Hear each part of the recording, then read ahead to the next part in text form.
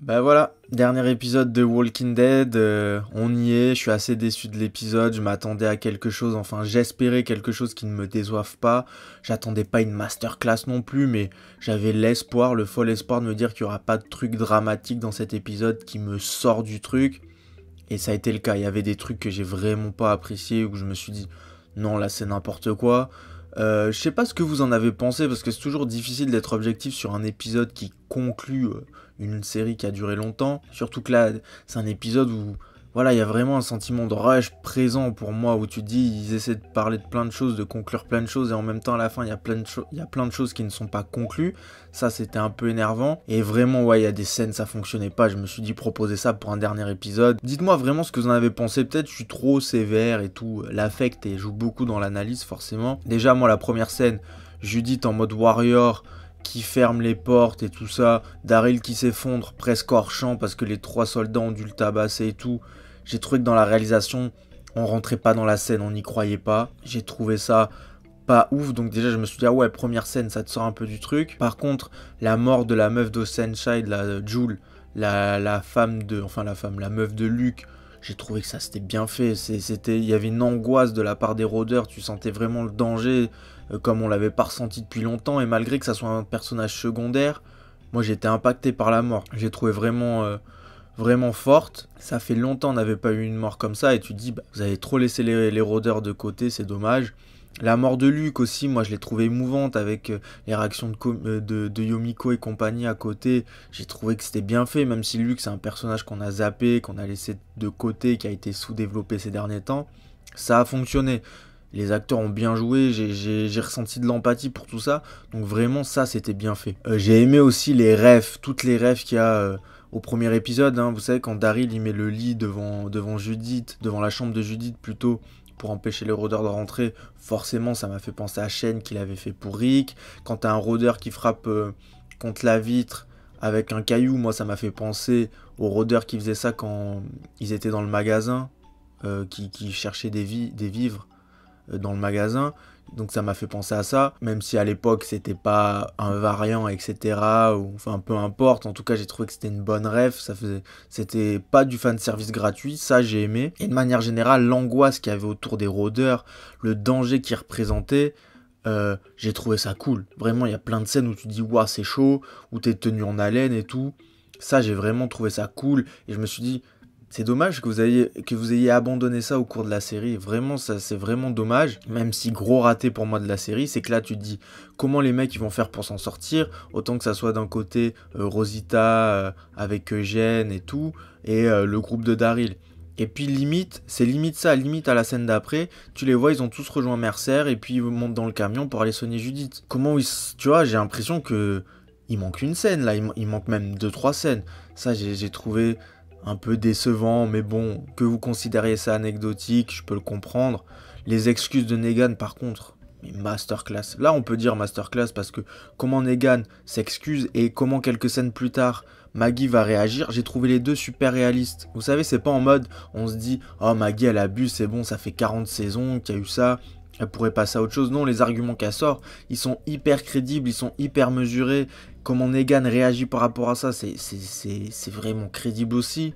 Non, ça, les dialogues, ils ont été super bien gérés. Et la relation Negan-Maggie, autant des fois je la trouvais, c'est bon, un peu chiante sur certains épisodes parce que on avait fait le tour, mais là je trouve qu'ils ont bien conclu, bien développé. Une autre conversation qui est top, c'est entre Eugène et Rosita. Là c'est carrément finement écrit. Quand Eugène il a un doute, il va la voir, il lui dit ouais, il me tarde cet été, pas toi. Oh nanana, quand on va aller nager, tout ça. Non, c'est top. Vraiment ce qui a été fait, j'ai vraiment apprécié, c'était super émouvant.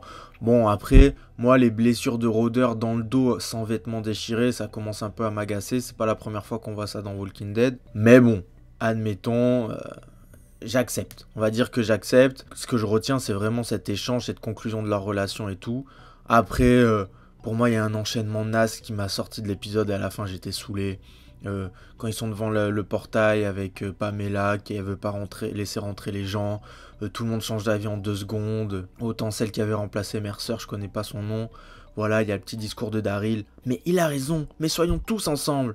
Et Pamela qui disait non mais si on les laisse rentrer, les morts vont rentrer.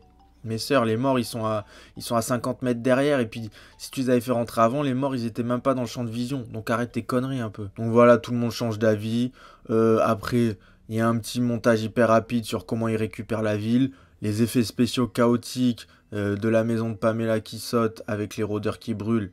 Il y a des moments c'était pas trop dégueulasse, mais il y a des moments c'était un jeu Windows Vista, je suis gentil, Windows 95. Non, c'était KO, c'était vraiment KO. Et puis même au-delà des effets spéciaux, on peut pardonner, c'est bon, c'est pas un blockbuster, c'est pas un Marvel, mais même ça allait trop vite. Et puis j'ai pas réaliste. Non, vraiment là, cette scène-là, j'ai pas aimé. Je vais zapper ça. Je sais pas comment vous avez interprété le truc, si peut-être je suis trop sévère et tout, mais moi vraiment, j'ai pas du tout kiffé. Et puis la scène un an après, je trouve que c'est un peu flou. Je trouve ça un peu flou, je sais pas trop ce que ça nous apprend, ce que ça nous apprend pas. Ouais, Carole a pris le rôle de Hornsby, ok. Ezekiel est gouverneur avec Mercer adjoint. Ouais, ça m'a pas transcendé. Et la scène Rick Michonne, franchement, c'était bourbier ça. Si elle y était pas, j'étais énervé. Si elle y était, j'étais énervé. Et c'était trop attendu en même temps. Et je sais pas, ouais, ça tease leur série. Mais bon, au bout d'un moment, teaser la série des gens, concluez bien celle-là, s'il vous plaît. Évidemment que je vais la regarder, la série Rick et Michonne. Mais autant à un moment, j'ai eu espoir, mais je me suis dit, s'ils mettent pas d'argent, pas d'investissement dans la série mère, est-ce qu'ils vont vraiment en mettre dans la série Rick et Michonne? Puis avant, on va se taper la série Maggie, Negan, ça a pas l'air ouf. Daryl, on va voir. Donc voilà, je finis quand même sur une mauvaise note, personnellement.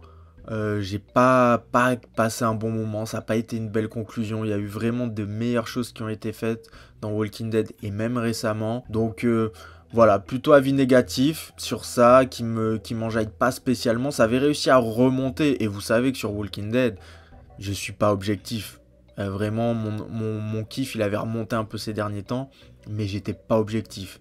Et là, vraiment, même avec tout l'amour que j'ai pour Walking Dead, je peux pas me contenter de ça, je peux pas me dire que c'est top ou quoi. Ouais, franchement, l'épisode, il est vraiment banal. Bah, dites-moi vraiment ce que vous en avez pensé, si j'ai abusé, si je suis un peu trop sévère. Et puis maintenant, je crois qu'on va tout simplement se retrouver pour les fans de Walking Dead pour parler un peu des news qui arrivent sur les séries, etc. Voir ce que ça va donner, si ça va nous palpiter, tout ça. Et puis là, je prépare une vidéo une vidéo très travaillée sur une réaction à une autre série qui n'a rien à voir avec Walking Dead. Donc c'est pour ça que je suis un peu absent de la chaîne, mais si tout se passe bien, elle devrait sortir cette semaine. Donc voilà, j'arrête de vous saouler à vous raconter ma vie, les gars. Walking Dead, c'est conclu. J'aurais aimé être plus solennel, faire plus dans l'émotion, mais je trouve que l'épisode ne mérite pas. Ça mérite pas ça. Bref, on se tient au jus. On se revoit bientôt. À plus tard. Ciao.